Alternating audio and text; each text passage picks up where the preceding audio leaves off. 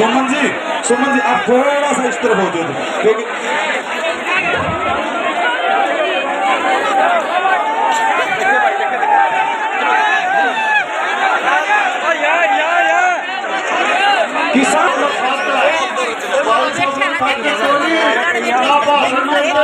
किसान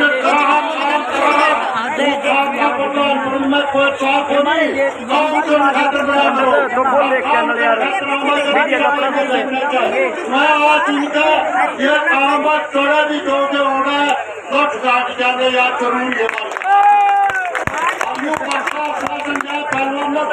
और गवर्नर साहब है करे कहेगा तो दिल्ली में कटवा दिया लगे लग जाएंगे धन्यवाद।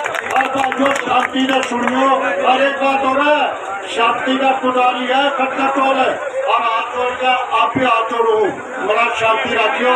और अब गवर्नर साहब आपसे बात करेंगे मैं गला बोलता दुनिया में बोलता भाषण हमने बोलते हुए कि बाबा ने इनकी बात सुननी है। जय जवान जय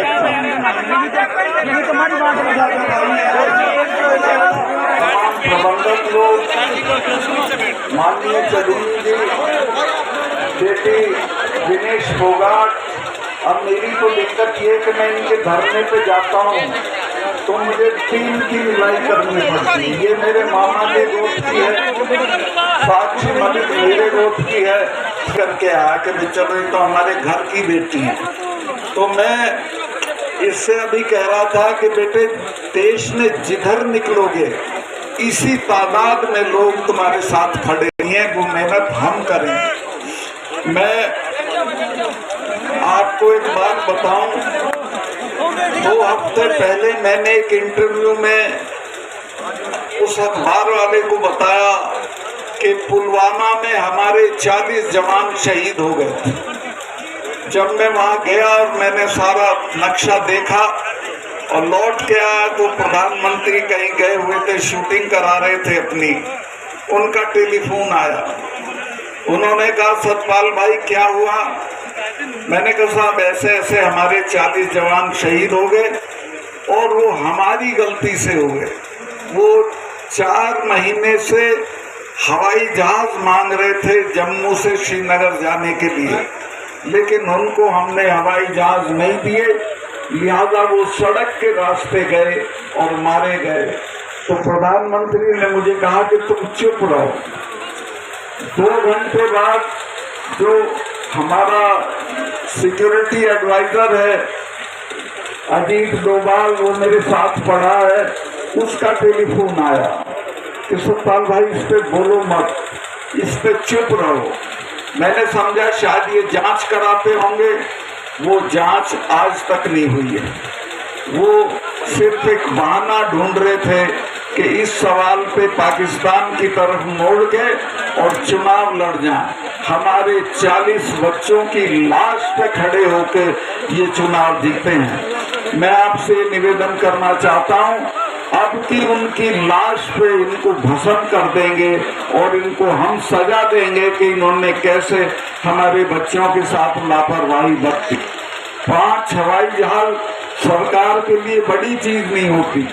मैं वहाँ गवर्नर था, कश्मीर के और जम्मू के लड़के जहाज मांगते थे जब सर्दियां होती थी कि हमें इम्तहान देने जाना है और सड़कें बंद हैं, तो मैं सबको हवाई जहाज दिलवा देता था। तो एक तरह से जानबूझ के उनको मरवाया गया ताकि चुनाव में इसका इस्तेमाल हो सके। और ये ऐसे लोग हैं कि चुनाव जीतने के लिए अगर सारे देश में आग लगानी हो तो वो भी करा सकते हैं।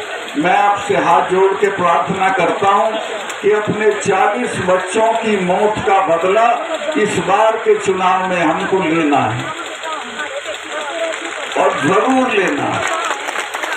दूसरे, अभी चूंकि मैंने ये बोल दिया है तो मेरे स्टाफ को तंग कर रहे हैं। मेरे स्टाफ के लोग जो साधारण लोग हैं 6-6 दिन से सीबीआई उनका इंटरोगेशन कर रही है। जिनके खिलाफ मैंने इल्जाम लगाए थे उनका किसी का इंटरोगेशन नहीं हो रहा। मेरी सारी सिक्योरिटी विड्रॉ कर ली है। मैं 2 कमरे के किराए के मकान में रह रहा हूँ, कोई गवर्नर नहीं रहता। कश्मीर का गवर्नर जब रिटायर होता है तो उसे दिल्ली में बंगला मिलता है, उसको 70 लोगों की सिक्योरिटी मिलती है। मेरे पास एक सिपाही है, सिर्फ एक सिपाही है। मेरे साथ कुछ भी हो सकता है, लेकिन मुझे आपका हौसला है। मैं आपके भरोसे पे लड़ रहा हूँ और जब तक इनको हटा नहीं लेंगे तब तक लड़ता रहूंगा। इन बच्चियों की लड़ाई को तो हम जरूर जीत लेंगे, मुझे कोई शुरा नहीं है। जिस तरह से देश भर में इनके लिए हमदर्दी है, ये कामयाब होंगी और कोई रोक नहीं सकता। किसानों के मामले में जब 4 महीने तक किसान पड़े रहे बॉर्डर पे, तो मैं मिलने गया प्रधानमंत्री से। जेल में इस्तीफा ले गया था गवर्नरशिप का। मैंने कहा कि साहब ये 4 महीने से पड़े हैं, इनसे कोई बातचीत कर लो। तो बहुत घमंड में थे, बोले कि चले जाएंगे सतपाल। मुझे गुस्सा आया, मैंने कहा साहब आप इनको जानते नहीं है, तब जाएंगे जब आप चले जाओगे। ये जो सिख भाई हैं, इनके तो गुरु ने अपने 4 साहबजादे शहीद करा दिए थे, समझौता नहीं किया था। जब मिसेस गांधी ने ब्लू स्टार किया, उसके बाद 1 महीने तक अपने फार्म हाउस पे महामृत्युंजय का पाठ कराया था। अरुण नेहरू उनके भतीजे थे, मेरे दोस्त थे। उन्होंने पूछा बुआ आप तो इसको नहीं मानती थी? तो उसने कहा तुम्हें पता नहीं है, जिसमें इनका स्वर्ण मंदिर छुआ है वो जिंदा नहीं है, ये मुझे मारेंगे। और वो मारी गई, जनरल वैद्य मारे गए। और ये जो 3 कानून वापस हुए हैं, ये समझ लेना ये हमारे कहने से नहीं हुए, ये डर में हुए। और अपने लोगों का मैंने कहा कि जो हमारे वाले हैं, ये तो हर 6ठे महीने लाल किले पे चढ़े रहते थे। इन्होंने तो आगरा में अकबर की कब्र उखाड़ ली थी और उखाड़ के दाह संस्कार कर दिया।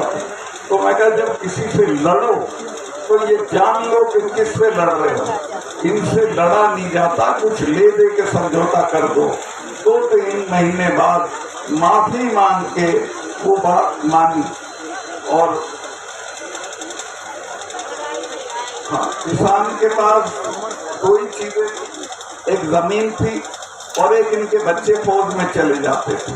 वो रास्ता भी बंद कर दिया। एक अग्निवीर योजना लाए हैं, जिसमें 4 साल की नौकरी होगी और उसके बाद रिटायर होके आ जाएंगे, उसको कहीं नौकरी नहीं मिलेगी, ज्यादा से ज्यादा चौकीदारी मिलेगी। तो पूरी कोशिश ये है कि किसानों की ताकत को खत्म करो, खेती को खत्म करो, धान मत दो, MSP मत दो और इनके बच्चों को फौज की नौकरी भी मत दो। मैं बहुत लंबा नहीं करना चाहता हूँ। मैं कश्मीर में था जब धारा 370 हटी थी। महबूबा ये कहती थी कि जितनी ये धारा 370 हटेगी खून की नदियां बह जाएंगी। दिल्ली वाले भी डरे हुए थे, वो भी कहते थे सत्ताल कैसे होगा। मैं कहा छोड़ो मेरे पे, मैं आप इसको हटाओ। और वो मेरी दस्तखत से हटी थी। मैंने चिट्ठी भेजी, मेरे चीफ सेक्रेटरी ने कहा कि मलिक साहब यहाँ तो बहुत खून खच्चर होगा, 1000 आदमी मारना पड़ेगा, यहाँ के लोग तो हथियार छीन लेंगे, थानों में घुस जाएंगे। मैंने कहा कि तुम चुप रहो, चिड़िया भी नहीं बोली। मैंने 4 एक्स चीफ मिनिस्टर गिरफ्तार किए, कुत्ता भी नहीं भौंका, कोई उनके उसमें नहीं आया। क्योंकि मैंने 4 महीने तक ये किया था कि सबको अपना टेलीफोन नंबर दे रखा था। 2:30 बजे भी फोन आता था, मैं सुनता था। राजभवन में मैंने खोल रखा था, जो जब आना चाहे आए, मैं मिलूंगा। और नतीजा ये हो गया था। लोगों को मैंने समझाया कि ये 250 टेररिस्ट हैं, इनको लेके तुम एक दुनिया की दूसरे नंबर की फौज से लड़ के क्या हासिल कर लो, सिवाय ये मारे जाएंगे चिड़िया की तरह और कुछ नहीं होगा।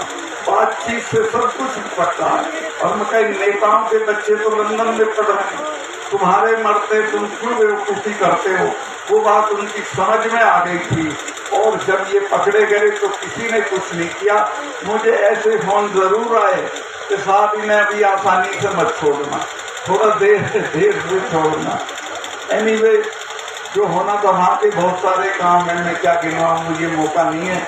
लेकिन मैं ये कहना चाहता हूँ कि देश में इस वक्त एक बहुत ही निर्लज और बहुत ही क्रूर सरकार, इसको लोगों की किसी तकलीफ से कोई मतलब नहीं है। ये बच्चियां जब जीत के आती हैं तो इन्हें अपने बंगले से बुला के फोटो कराता है, चाय पिलाता है और कहता है हमारी बच्चियां जीत के आ गई और अब ये पढ़ी है तो इनकी कोई शुद्ध नहीं ले रहा है। तो ऐसे लोगों से निजात पाना है, इनको हटाना है, किसी भी कीमत पे हटाना है।